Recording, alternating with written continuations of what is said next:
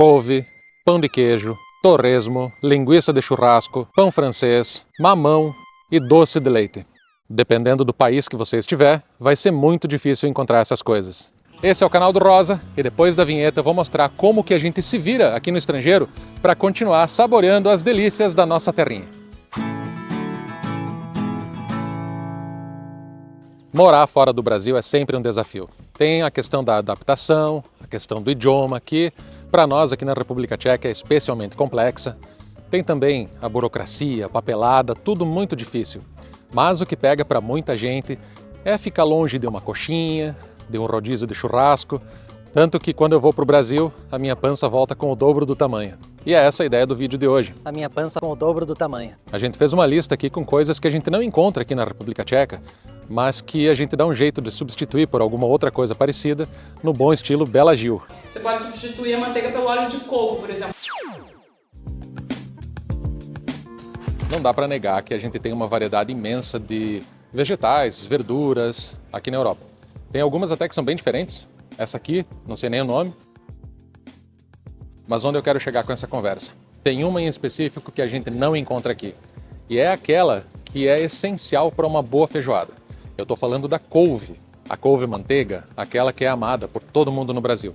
Pois é, você não vai encontrar aqui. Mas a gente precisa lembrar que a couve é parente do repolho e de uma outra série de vegetais, inclusive esse aqui, ó, que chama couve rábano. Peraí, eu peguei a pior de todas. Vamos pegar uma melhorzinha aqui? Aqui, ó. Essa aqui. Aqui. Olha só. Isso aqui é uma coisa que os tchecos comem como se fosse maçã. Claro que eles fazem salada também, mas eles comem assim, ó. Mas aí o que você vai fazer?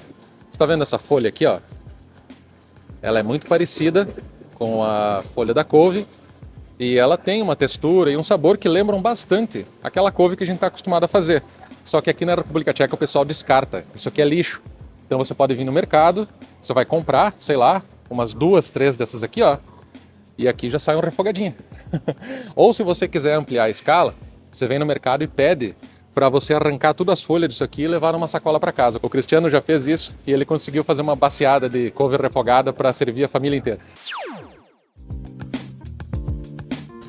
A menos que você conheça uma boa alma brasileira que vá fazer pão de queijo e te vender, você sai do Brasil sabendo que você não vai encontrar pão de queijo nas padarias em qualquer outro lugar do mundo. Quer dizer, isso é um exagero, né? Lá na Irlanda eu sei que tem tudo que é canto. Só que pão de queijo é aquela coisa. Se você tem tempo, disposição e se você não se importar em sujar toda a sua cozinha, é uma coisa que você pode fazer em casa, porque dá para encontrar a maioria dos ingredientes mundo afora, com exceção de um, mas que a gente consegue resolver. Aqui na República Tcheca você não vai encontrar aquela polvilho, né, da marca Yoki, mas você vai encontrar uma fécula de mandioca ou de tapioca, que serve muito bem para o propósito. Isso é bastante fácil de encontrar nos mercados asiáticos, que é o caso de hoje. A gente está aqui, ó.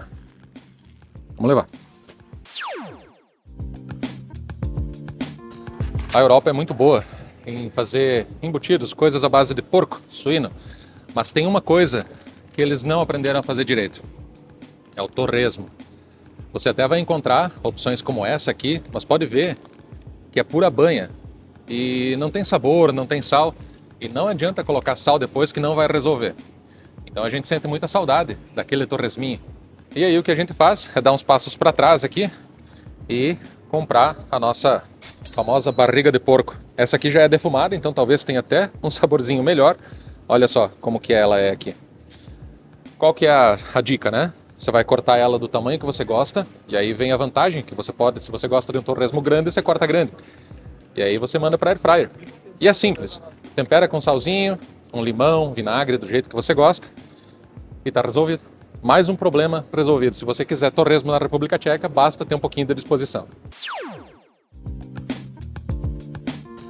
E ainda no departamento suíno, tem outra coisa que o europeu não aprendeu a fazer direito.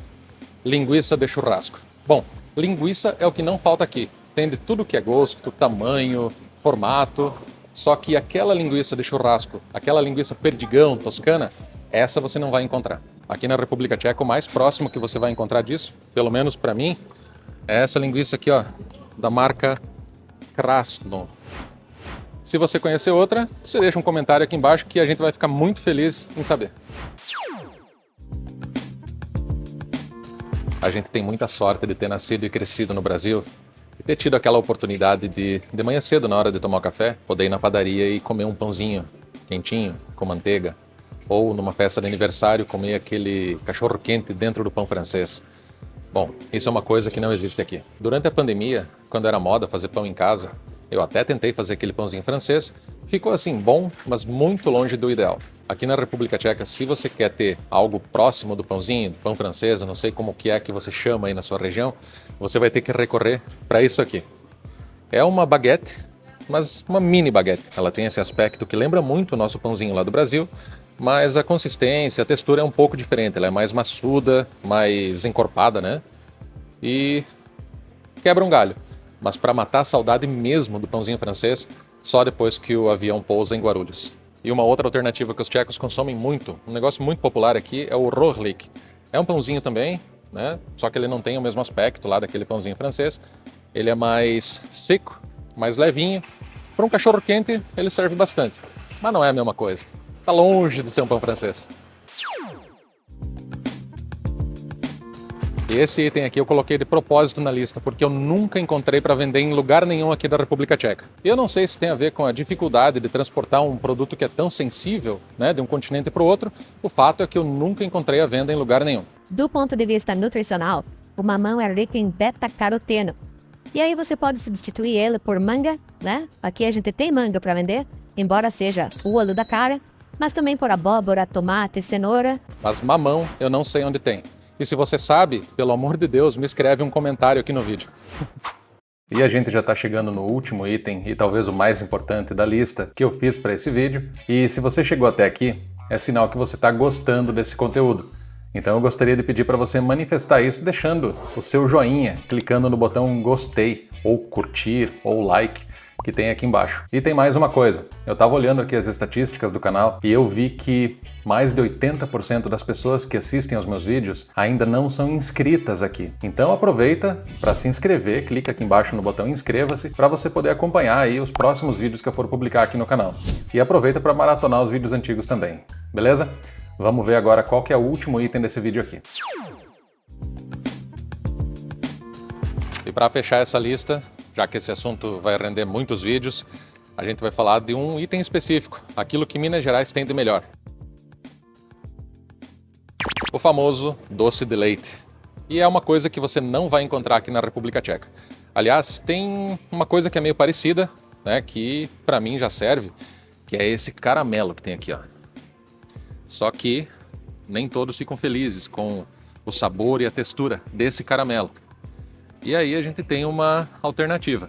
A minha dica, caso você queira se reconectar com aquele sabor original do doce de leite mineiro, é comprar um leite condensado aqui, ó. E aí você faz aquela receita da panela de pressão. Eu vou deixar um link aqui, não vou me arriscar fazendo porque eu tenho medo de explodir a cozinha. E tem várias marcas de leite condensado para você escolher. A mais barata sempre é a do mercado. Aqui a gente está no Albert, está em promoção inclusive. Mas tem outras, tem uma aqui, ó, Condé, uma muito conhecida que é a da Tatra. Aqui, né? E é isso. Você faz a receita, é satisfação garantida. E esse vídeo aqui foi para mostrar que com um pouco de criatividade, paciência e muita força de vontade, a gente consegue se reconectar com as nossas origens. Vai ser sempre o mesmo sabor que a gente vai encontrar? Com certeza não.